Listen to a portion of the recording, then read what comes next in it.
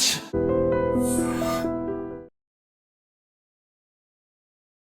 హరీష్ గారు నమస్తే అండి, బాగున్నారా? రెండోసారి నమస్తే అండి మీకు. సో నమస్తే. ఓకే, సో హరిత హరీష్ పక్క పక్కన పేర్లు విన్నాం, ఇప్పుడు లైవ్ లో చూసాం. ఏంటి మిస్సింగ్ ఫ్యాక్టర్ ఏదో ఉంటది కదా, ఏంటి వచ్చినట్టు ఏం చేశారు మీ వైఫ్ దగ్గరికి? చెప్పాక కౌగులించుకున్నా, గట్టిగా ఇలా కౌగులించు, చేతి పుడుతున్నా కూడా కౌగులించుకుని అర్థం చేసుకోమన్న ఫీలింగ్ అంతే. ఓకే, సో ఇప్పుడైతే సెన్స్ ఆఫ్ హ్యూమర్ పడి నవ్వారు అందరూ. ఎందుకు హౌస్ లో ఎందుకు ఈ యాంగిల్ చూపించలేదు ఎక్కువగా? హౌస్ అనేది అక్కడ ఎన్విరాన్మెంట్ వేరుగా ఉంటుంది, అక్కడ కాంపిటీషన్ వేరుగా ఉంటుంది. ప్రతి ఒక్కరు ఇంకోళ్ళు ఓడించాలి, నామినేట్ చేయాలనే ఫ్యాక్టరీ ఉంటుంది. అవునా? ఏ మాట మాట్లాడినా కూడా రాంగ్ నెరేటివ్ సెట్ చేద్దాం, ఆ పాయింట్లో నామినేట్ చేద్దాం అని ఉంటుంది. జెన్యున్గా ఈ పాయింట్స్ వ్యాలిడ్ పాయింట్ మీద నామినేట్ చేద్దాం అని ఉండదు. అరే నువ్వు డోర్ తీసి లోపల పైన కింద చూసావు కూడా నామినేట్ చేశారు, నువ్వు వెళ్తుంటే నాతో మాట్లాడలేదు, నువ్వు నాతో ర్యాపో లేదని మాట్లాడి, ఇలాంటి పుల్కా రీజన్స్తో నామినేట్ చేస్తారు. అంటే ఎదుటి ఎలాగో ఓడించాలి. సో ఇలా ఉన్న వాతావరణంలో అక్కడ ఏంటి కాంపిటీషన్ కాబట్టి ఆ హ్యూమర్ అనే ఎలిమెంట్ ఇనీషియల్గా ట్రై చేశాను. కానీ చూసారు కదా మీరు, ఒక క్యారెక్టర్ అసాసినేషన్ వరకు వెళ్ళిపోతుంటే ఎవరి దేవుడా ఇలా కాదురా బాబు, నవ్వుతే నవ్వుల పాలు అయిపోతాను. ఇందాక మీకు చెప్పాను కదా, సో నార్మల్ పాలే ఇష్టం లేదు, నవ్వుల పాలు నేను యాక్సెప్ట్ చేయను. కాబట్టి నాలో ఆ శివుడు యాంగిల్ మాత్రమే చూపించా తప్ప ఈ కృష్ణలీలలో ఇవన్నీ ఎక్కువ చూపించడానికి స్కోప్ దొరకలేదు. ఆ రెడ్ ఫ్లవర్ ఎఫెక్ట్ కూడా ఉందా దీని వెనక? అరే ఆబ్వియస్గా నేను నిజంగా అనుంటే నేను ఇంత బాధపడేవాడు కాదు. ఎవరో ఏదో మాట్లాడుతుంటే నేను ట్రాన్స్లేటర్ కొరియర్ బాయ్లో పనిచేయడం వల్ల అది ప్రాబ్లం అయిపోయింది. సో ఇప్పుడు హెయిర్ అయితే గ్రో అవుతుంది. నిజంగానే ఎవ్రీ వీక్ చేసుకునేవారంటే ఖచ్చితంగా గుండు కోసం ఉన్న రోజులు గుండు ఉండాలని చెప్పారు కదా? అంటే అలా అని కాదు. యాక్చువల్ నాకేం చెప్పారంటే అగ్ని పరీక్షలో చేసిన తర్వాత షో ఫార్మాట్ కంటిన్యూటీ కనబడాలి కాబట్టి మళ్ళీ ఫైనల్ ఎపిసోడ్ అప్పుడు మళ్ళీ ఇంకోసారి చేయమన్నారు, క్లీన్గా స్క్రీన్ మీద కావాలని.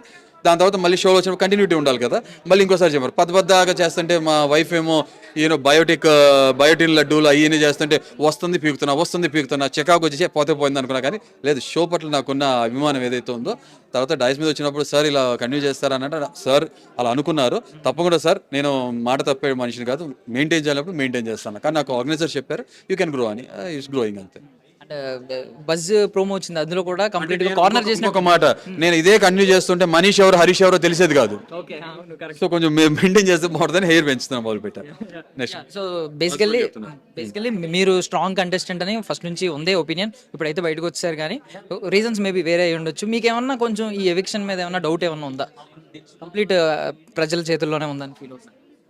అది చెప్పలేను కాదు కదండి, నేను దేవుని కాదు కదా. డౌట్ ఉందా అని అడుగుతున్నా జస్ట్. డౌట్ అంటే చాలా మంది డౌట్ ఎక్స్ప్రెస్ చేస్తున్నారు. బట్ నాకు ఒక ఫార్మాట్ ఇచ్చిన ఒక షో ఏదైతే ఉందో, నేను బాగున్నప్పుడు దాన్ని మెచ్చుకొని పొగిడేసేసి పైకి ఎత్తేసేసి తర్వాత నేను బయటకు వచ్చేసినాక దాన్ని తప్పంటాం అంత కరెక్ట్ కాదని నేను అనుకుంటా. కాబట్టి నిజాలు అనేది జనం చూసే వాళ్ళకి అర్థమవుతుంటుంది. సో ఐ కెనాట్ సే ఏది రైట్ రాంగ్ అని నేను చెప్పలేను కదా, అంతే. అంటే గుడ్ థింగ్ ఏంటంటే మీరు అందరితో ఆర్గ్యూ చేస్తున్నారు, ఓకే. అంటే మేబీ ఆర్గ్యూ చేయడం ఓకే, బట్ ఈవెన్ దో అక్కడ నాగార్జున గారు ఉన్నా కూడా అదే ఆర్గ్యుమెంట్ కంటిన్యూ చేశారు కాబట్టి నాకు అక్కడ నచ్చింది. అంటే కొంతమంది ఎంతైనా హైరార్కీ పెరిగే కొద్దీ ఆగిపోతారు, మీరు ఎక్కడ ఆగలేదు. ఈవెన్ దో బిగ్ బాస్ మనిషి అయ్యి వచ్చినా అలాగే మాట్లాడేవారు. మేబీ కోట్లు ఆశిస్తానా మా తాతగారు, మా ఫాదరు జన్మనిచ్చిన సినిమా డైలాగ్ అంటారు కదా, ఇప్పుడు మారానుకో మా ఫాదర్ ఫీల్ అవుతారు కదా, చనిపోయిన మా తాతగారు ఫీల్ అవుతారు కదా. కాబట్టి మనకు మనలా ఉండాలి. దేవుడు వచ్చినా కూడా మనకి ఏదైనా చెప్పాలనుకున్నప్పుడు నేను కొండ బదులు కొట్టి చెప్పగలిగే ధైర్యం ఉండాలి. ఉపకారం తింటున్నాం కదా, బట్ ఏంటంటే విత్ డ్యూ రెస్పెక్ట్. నాగార్జున గారు అంటే ఆయన పెద్ద ఆయన కాబట్టి ఆయనకు ఇవ్వాల్సిన మర్యాద ఇస్తూ మనం చెప్పాల్సిన పాయింట్స్ పెట్టే విధానం మార్చుకుని పెట్టడం, అంతే సింపుల్. అదే చేస్తాను. సో పక్కన పెడితే మీకు తెలియదు, అక్కడ గుండంకులను ఒక మాట అన్నారు, బయట చాలా చోట్ల చాలా మంది దాన్ని ట్రోల్ చేశారు, మీమ్ పేజెస్ అవి ఇవి. అండ్ ఈవెన్ దో బయటకు వచ్చిన తర్వాత బజ్లో కూడా రెడ్ ఫ్లవర్ ఇచ్చి, ఇది కొంచెం మీకు ఏమన్నా హ్యూమిలియేటింగ్ అనిపించిందండి? ఆబ్వియస్గా వాళ్ళకి అలా అర్థమైంది, అలా చేశారు. ఇంకో మాట చెప్తానండి, నేను తిరుపతిలో ఉండి మా ఫ్రెండ్ సర్వీస్ చేస్తూ వెంకటేశ్వర స్వామి సన్నిధం చరణాల దగ్గర ఉండి నాకు కాల్ చేసి ఈ బిగ్ బాస్ గురించి చెప్పారు. మరి నేను రిలీజియస్ పర్సన్ కాదు, బట్ ఆయన నమ్ముతున్నారు కదా. సో ఆ దేవుడు అనుగ్రహం ఉంది కాబట్టి నేను బిగ్ బాస్లోకి వెళ్ళాను అనుకుంటున్నా. మనం ఆ తలనీలాలు ఆ వెంకటేశ్వర స్వామికి ఇస్తాం కదా, ఇక్కడ షోకి ఇచ్చాను అనుకుంటా. ఇండైరెక్ట్గా దేర్ ఇస్ సంథింగ్ మనం చూడండి ఊహించింది, మనం మనిషికి అర్థం కాదు ఏదో నడుస్తుంటుంది. ఓకే, సో అదే జరిగింది అనుకుంటా. సో ఇప్పుడు నన్ను నిజంగా గుండంకులను పిలిచే వాళ్ళందరూ కూడా వెంకటేశ్వర స్వామిని అంటున్నారు అనుకుంటాను. సరే, వాళ్ళ విచక్షణ వదిలేస్తా, వెంకటేశ్వర స్వామిని ఎక్కిస్తానంటే ఎక్కచ్చమనండి, ఇవాళ గుండు చేసుకునే వాళ్ళందరూ అదే కదా. సో నా తల నీలాలు ఏదైతే ఉన్నాయో వెంకటేశ్వర స్వామికి ఇచ్చాను అనుకుంటా, షో రూపేనా దానికి ఇచ్చేసాను, అంతే అయిపోయింది. తర్వాత మన పెద్దోళ్ళు చనిపోయినప్పుడు గుండు చేయించుకుంటాం కదా, అదే అనుకుందాం. సో వాళ్ళు ఇప్పుడు ఎలా బాడీ షేమింగ్ చేస్తారనేది వాళ్ళ విచక్షణ వదిలేస్తున్నా, అనుకోమనండి. అండ్ గుడ్ థింగ్ ఏంటంటే మీకు గ్రో అవుతుంది, మీరు వాళ్ళు కూడా కాదు. So no issue. I'm not bald, I'm very bald. చెప్పే కదా, ఐ ఆల్రెడీ టోల్డ్. ఫస్ట్ ఆ గుండె అటెంప్ట్ లోనే అమ్మో ఈ మనిషిలో ఏదో ఉంది తెలియని కోణం. నవదీప్ గారు ఒకరు పసిగట్టారు, గ్రీన్ ఇచ్చారు. బట్ తర్వాత ఇక్కడికి వచ్చిన తర్వాత మీకు ఎక్కడైనా స్కోప్ దొరకలేదా? మీరు ఏమన్నా కొంచెం ఏమన్నా నేనే కొంచెం తగ్గాను అని ఏమన్నా అనిపిస్తుంది? అంటే ఫస్ట్ వీక్ మీరు అబ్జర్వ్ చేస్తే టాస్క్లు టెనెంట్స్కి పెట్టారు, మాకు లేవు.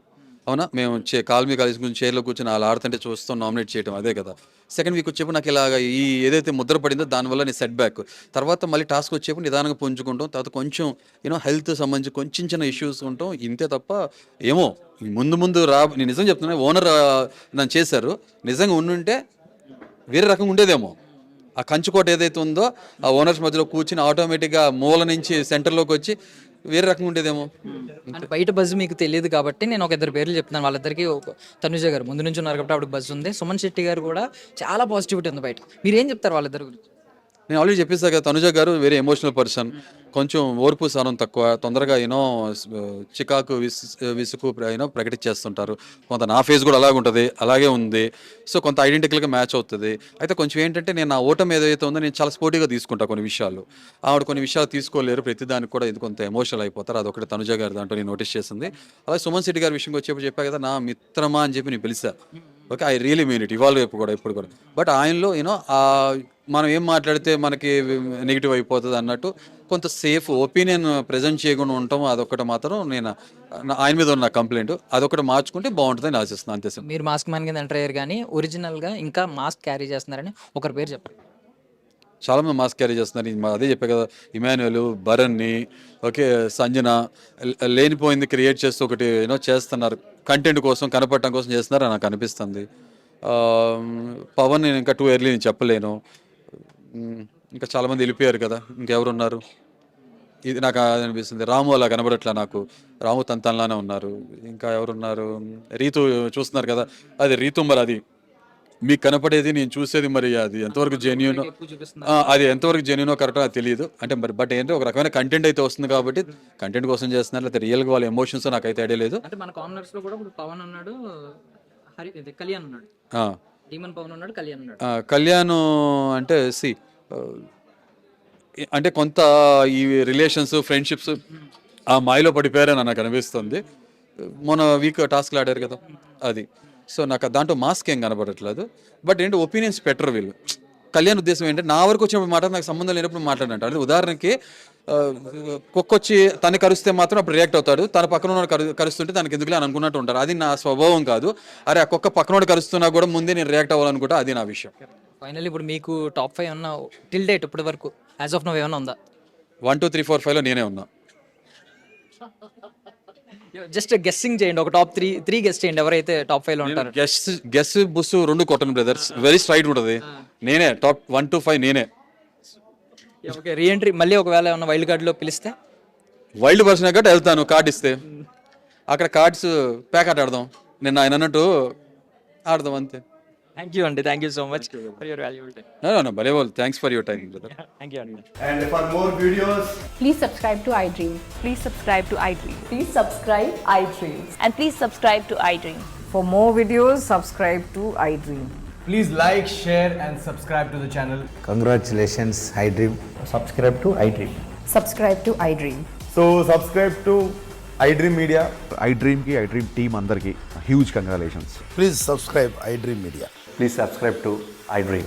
Subscribe iDream. Please subscribe to iDream. iDream అంటే నా కళల ఛానల్ను సబ్స్క్రైబ్ చేసుకున్న నోరు తిరుగుతలేదు, మీరైతే గంట గుర్తు కొట్టండి. For more such videos, please subscribe to iDream. Subscribe to iDream. Please subscribe to iDream. Please subscribe iDream Media. Please do subscribe to iDream. Please subscribe to iDream Media. For best entertainment and information, please subscribe iDream. And don't forget to subscribe to iDream.